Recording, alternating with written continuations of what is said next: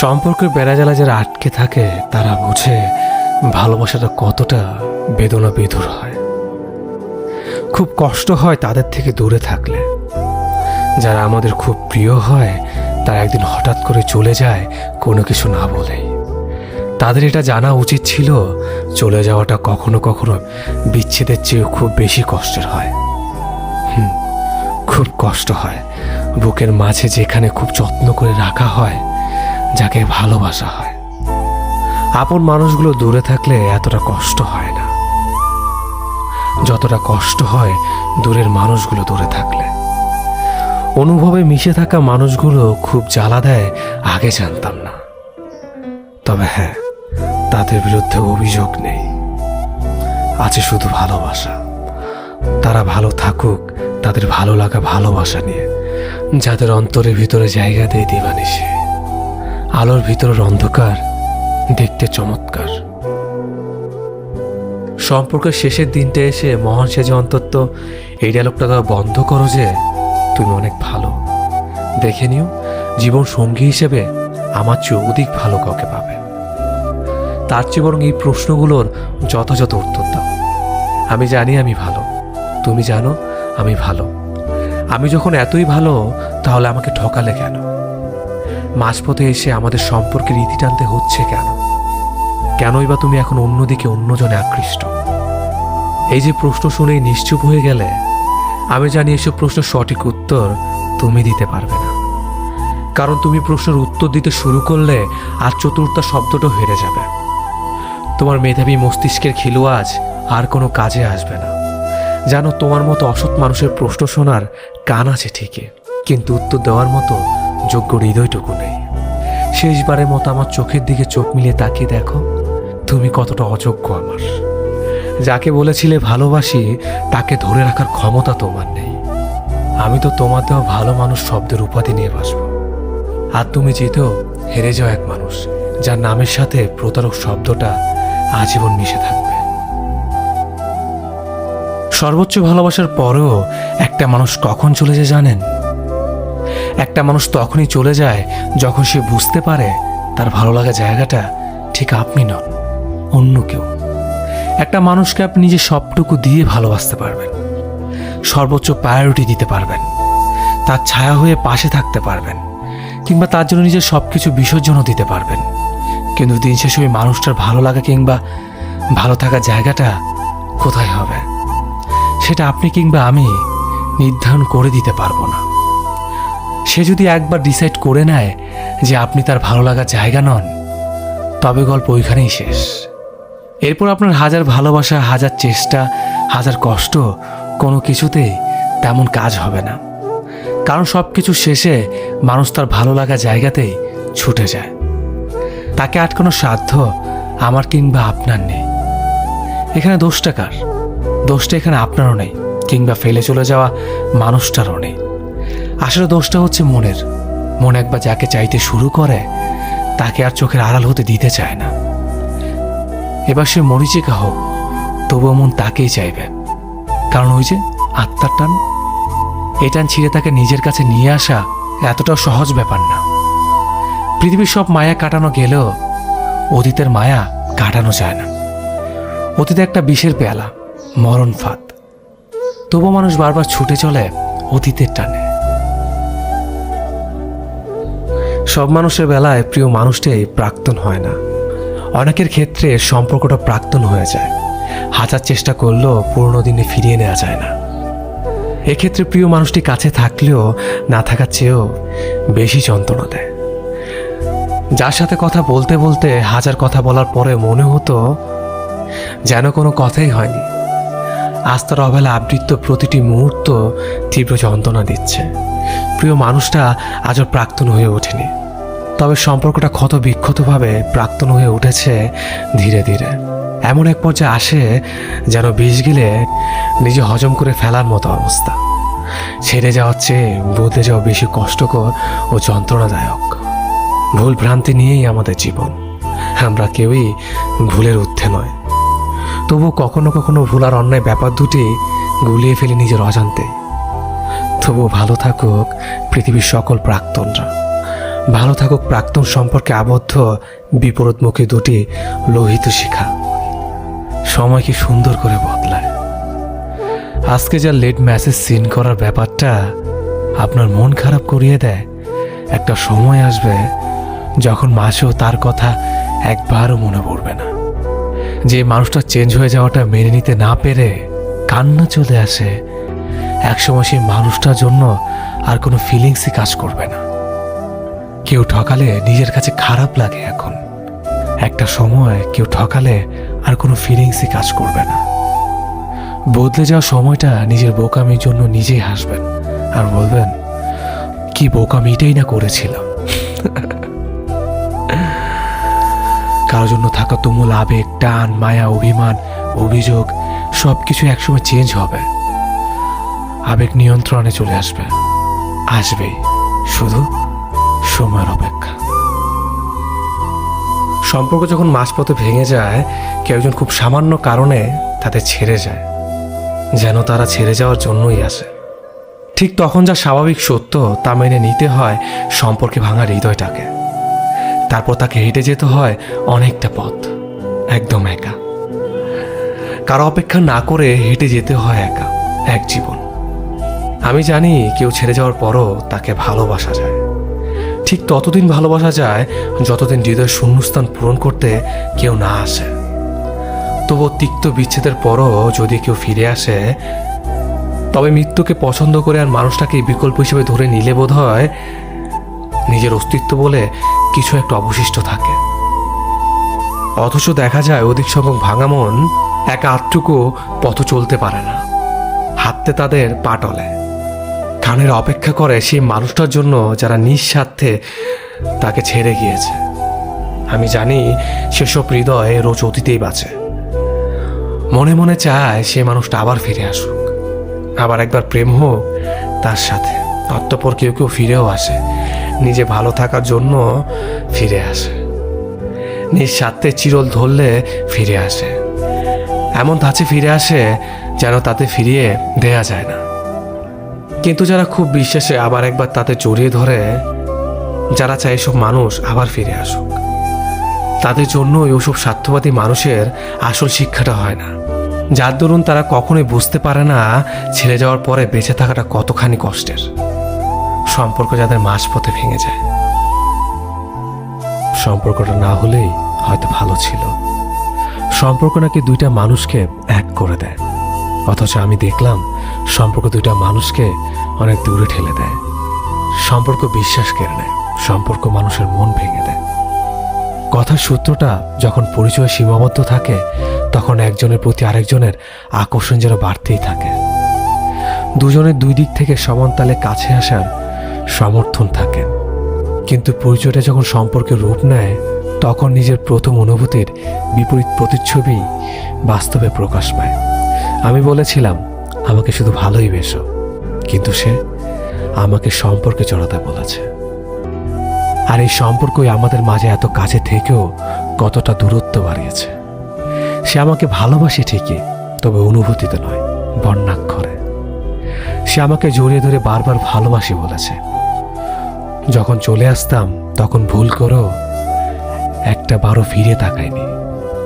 মাঝে মাঝে আমি অভিযোগ করে বসতাম, আমাকে ফেসবুকের পাসওয়ার্ড দিয়েও বলেছে, অবিশ্বাস করো না আমায়, আমি সত্যি তোমাকে ভালোবাসি। মানুষ বলে সব জানা সত্যি হয় না, বা সব দেখা কখনো বাস্তব হয় না। আসলে আমি পাসওয়ার্ড পেলেও ইনবক্সে কোনো মেসেজ পাইনি। আর সেই তাকেই আমি সম্পর্কের নাম করে আমার জীবনে প্রেমিকা হিসেবে পেয়েছিলাম। সম্পর্কের আগে সে বিশ্বাসী, সত্য কথা বলা অপরিচিতা ছিল, কিন্তু সম্পর্কের পর স্ববিশ্বাসী মিথ্যাবাদী প্রেমিকা হলো। অনেক বলতাম তাকে ভালো না বাসতে পারো, কিন্তু মিথ্যে কথা বলো না, অথচ সে।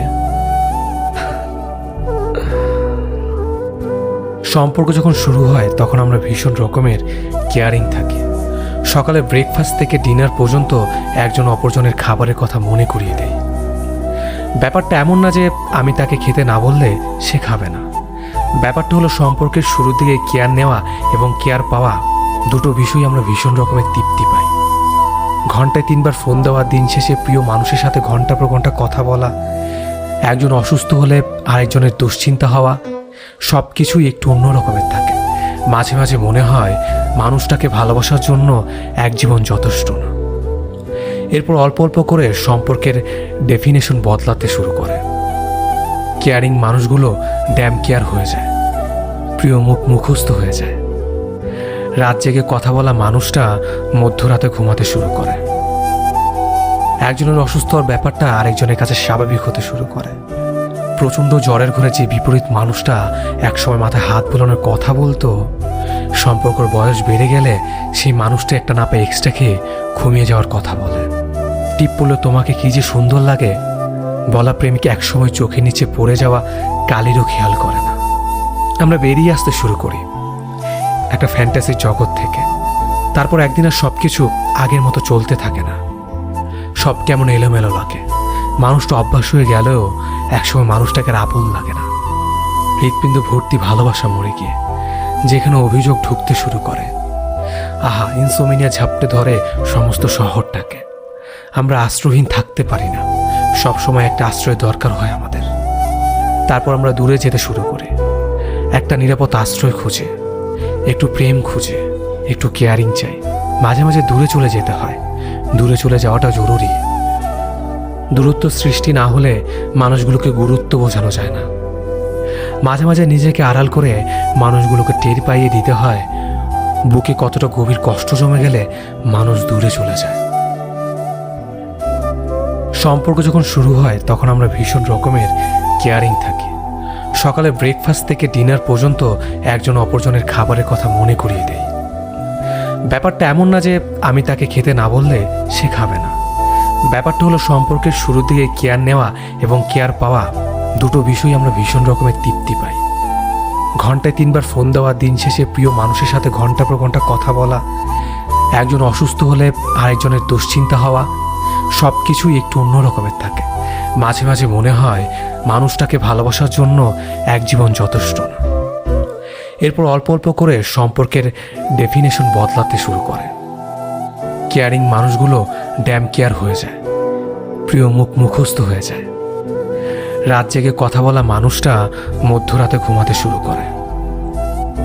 একজনের অসুস্থ হওয়ার ব্যাপারটা আরেকজনের কাছে স্বাভাবিক হতে শুরু করে।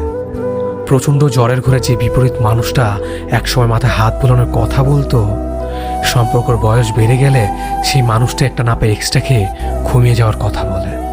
টিপ পড়লে তোমাকে কি যে সুন্দর লাগে বলা প্রেমিক একসময় চোখের নিচে পড়ে যাওয়া কালিরও খেয়াল করে না। আমরা বেরিয়ে আসতে শুরু করি একটা ফ্যান্টাসির জগৎ থেকে। তারপর একদিন আর সব কিছু আগের মতো চলতে থাকে না। সব কেমন এলোমেলো লাগে।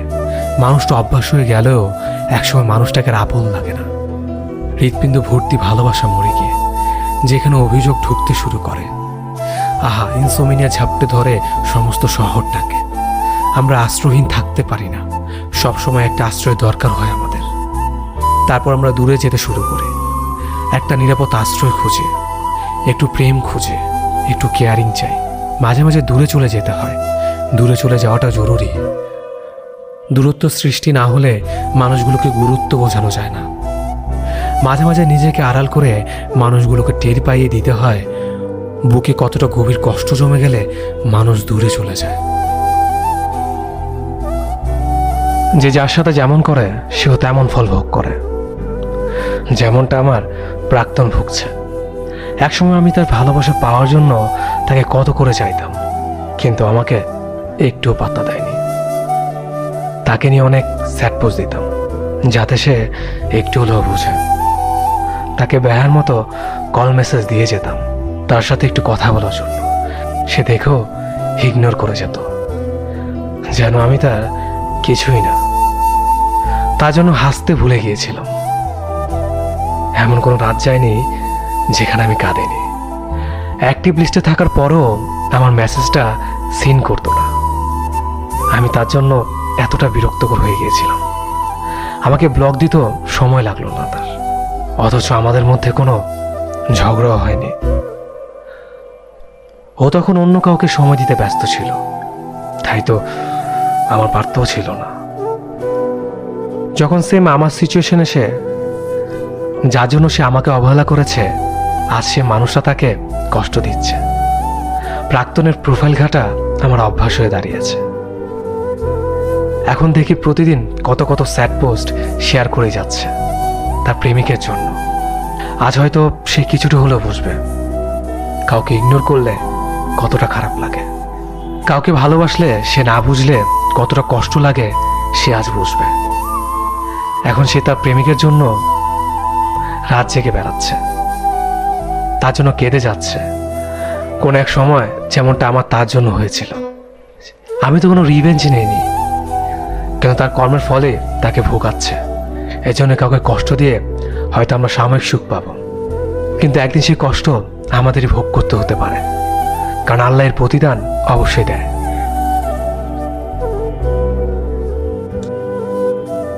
যে সম্পর্ক টিকিয়ে রাখার জন্য আপনাকে তার হাত পায়ে ধরতে হবে, সেই সম্পর্ক একেবারে চুকিয়ে দেওয়াই উচিত নয় কি? আপনি মেসেজের পর মেসেজ দিয়ে যাবেন আর সে কন্টিনিউয়াসলি আপনার মেসেজগুলো ইগনোর করে অন্য কারো ইনবক্সে পড়ে থাকবে। এটাকে যদি আপনি ভালোবাসা মনে করেন, তবে আপনি নিতান্তই একজন বোকা মানুষ। সে আপনাকে প্রতিনিয়ত ঠকিয়ে যাচ্ছে আর আপনি তার আশায় দিনের পর দিন অপেক্ষা করে যাচ্ছেন, একটু সময়ের জন্য আকুতি মিনতি করছেন। কেন? সে আপনাকে ভালোবাসলে শত ব্যস্ততার মাঝেও একবার ফোন করতে ভুলবে না, আর যদি ভুলেও যায় তবে সে ঠিক ততটাই ভালোবাসা দিয়ে সে গ্যাপটা পূরণ করে দেবে। এগুলো আপনি কখনোই তাকে বলে বলে শিখাতে পারবেন না, এগুলো মন থেকেই হয়। তাই যে আপনাকে ইগনোর করছে তাকে ঠিক ততটাই ইগনোর করুন, তার থেকে ঠিক ততটাই দূরত্ব বজায় রাখুন, যতটা দূরত্ব থাকলে তার জন্য আপনাকে কষ্ট পেতে হবে না। যে আপনাকে অবহেলা করে তাকে নয়, নিজেকে ভালোবাসুন, কারণ আপনি অনেক বেশি দামি।